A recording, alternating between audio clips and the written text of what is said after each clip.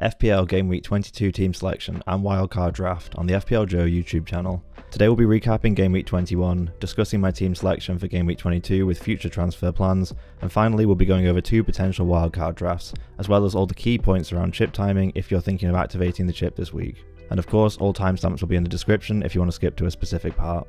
So starting with the Gameweek 21 recap, 65 points all out, a big green arrow from 82k up to 56k, continuing to march through the ranks and looking to break into the top 50k for the first time this season.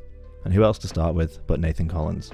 He secured the clean sheet, defcon, an assist and 2 bonus for a 13-pointer. He walks away with his second double-digit haul in a row and a staggering 48 points in the last 6 game weeks. I actually posted this graphic on Twitter earlier in the week, showing the top defenders in the last 6 game weeks. Of course, Collins leads by a comfortable margin. However, as it turns out, I was actually doing him a real disservice. Collins actually tops the charts for all players in the last 6 game weeks, not just defenders. He's followed closely by Kelleher and Lewis Potter, with Haaland's recent blanks costing him his usual top spot. We also see 4 Brentford players in the top 8 here, which reflects their incredible form in the recent weeks. So for yet another incredible score and at 3% effective ownership, Collins is my team's MVP for Gameweek 21. And elsewhere in the team, Thiago also hauled. After 6 game weeks without a goal, he's bagged 5 in the last 2 games. He also secured all 3 bonus for a 12-pointer. Haaland did manage to score this game after a 3-game drought, but it was radio silence from the midfield. No returns, 2 yellow cards. Gordon in particular continues to disappoint. He was subbed off 10 minutes before Newcastle won a penalty in Gameweek 21. Bruno G then stepped up to take it and scored.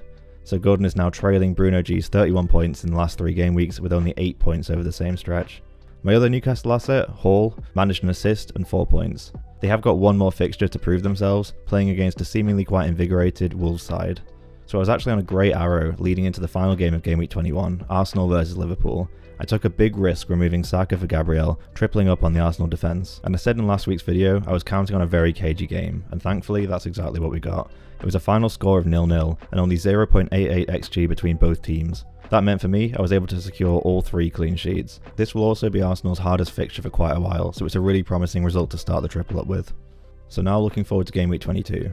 We'll start by rotating the and Collins. They serve as fantastic options to switch in and out each game week, and there is some slight hesitation there given how well Collins has been doing recently, but it does look the right call given the opposition they both face. So one key talking point for Gameweek 22, even though I don't have them personally, is going to be Semenyo. Since the last deadline, Semenyo was able to complete his move to Man City. He's had a fantastic season so far, both as a player and as an FPL asset, but unfortunately, he's just not a viable FPL pick anymore. His minutes are far too uncertain at City, and he's going to be constantly fighting for starts. He's also no longer the talisman of his team, so sadly, if you do own him, he's going to be a sell this week. Importantly, if you did own Semenyo and you also had 3 other City assets before he moved, you actually can't make another move until you sell one of them. So with that wrapped up, let's look back at my team, and it's time to consider the next 6 game weeks. So Chelsea dominate the ticket here. They've got outstanding fixtures between game weeks 24 and 27. Newcastle's good run of fixtures is also going to come to an end in game week 23. Meanwhile, Man United's pick up in game week 24, following tough fixtures versus Man City and Arsenal back to back. So in my case, that means I've got 3 key moves that I need to make. We've got Cunha, Gordon and Hall, who I'm hoping to move out, and Palmer, Bruno Fernandes and Mukiele, who I'm hoping to move in. Cunha's going to be first to go, as Newcastle have the one more good fixture this week. I also have 3.5 million in the bank, so any of these moves are possible this week. And provisionally for Game Week 22, I'm going to be moving Cunha to Palmer.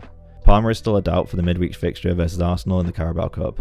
He's had a long-term groin injury, and quotes from the new manager imply that he was brought back to play prior to a full recovery, so his minutes are going to be managed and his output may be reduced. The alternative is going to be Bruno in this week and Palmer in Game Week 24.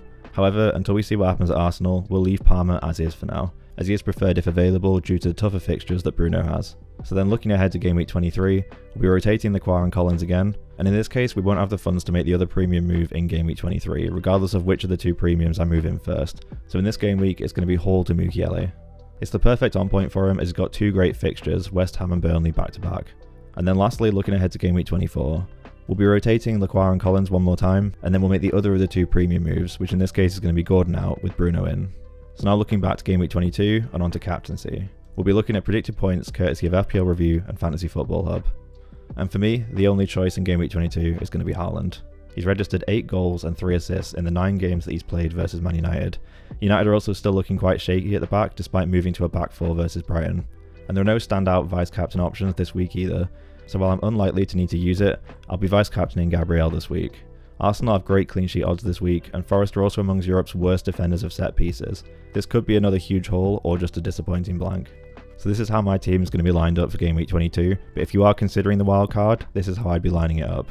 Playing the wildcard early in the second half of the season means it's vital that you set up your team for the long run, so we're going to be looking at the next 9 game weeks. I've highlighted Game Weeks 22 and 28, essentially splitting these transfers into 2 halves. The first set of transfers on the wildcard, and the second set in Game Week 28. I'll be targeting Chelsea pre-27, and then targeting Liverpool, City, Villa or Brentford post-28.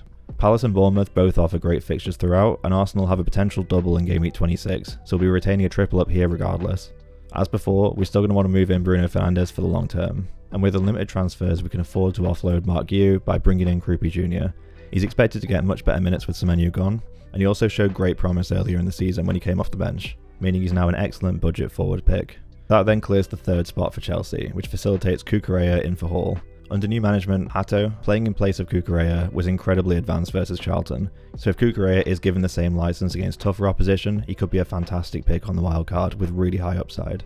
Next up, we'll need to be freeing up some funds, so we'll be moving Gordon down to Wilson. Wilson's continued great form and at a very low price, although it is rising, is not to be ignored.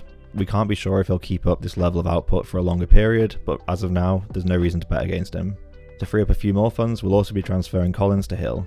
At less than 1% ownership, he's actually quite an interesting differential pick. He's played the full 90 for the last 4 games, costs only 3.9 million, and is a great route into the Bournemouth defence. He's also averaging over 10 defcon per 90, so it could be a really interesting pick over this period.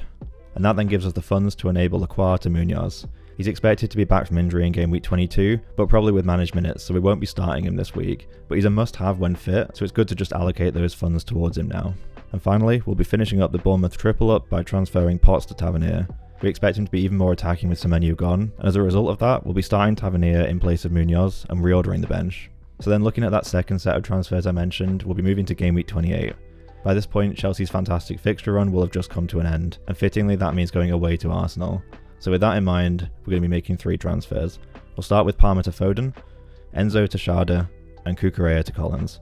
This secures the Brentford triple up for their great run of fixtures, and also puts lots spare in the bank for other moves depending on double and blank game weeks. So with that, let's move back to Game Week 22. There'll be no changes in captaincy for my original team here, which means captain to Haaland and vice captain to Gabriel. There is one key point to mention though. This particular wildcard draft hinges on the triple Arsenal defence, and that's facilitated by Raya, who I bought at 5.5 million. Honestly, if I didn't already own him, it's unlikely that I'd buy him new at his new price of 5.9 million. So if you're in that situation, I'd instead go Raya down to Sanchez. This means we've now got 4 Chelsea players, so I'd be moving Cucurella down to cash, and using those remaining funds to upgrade Wilson to Rice.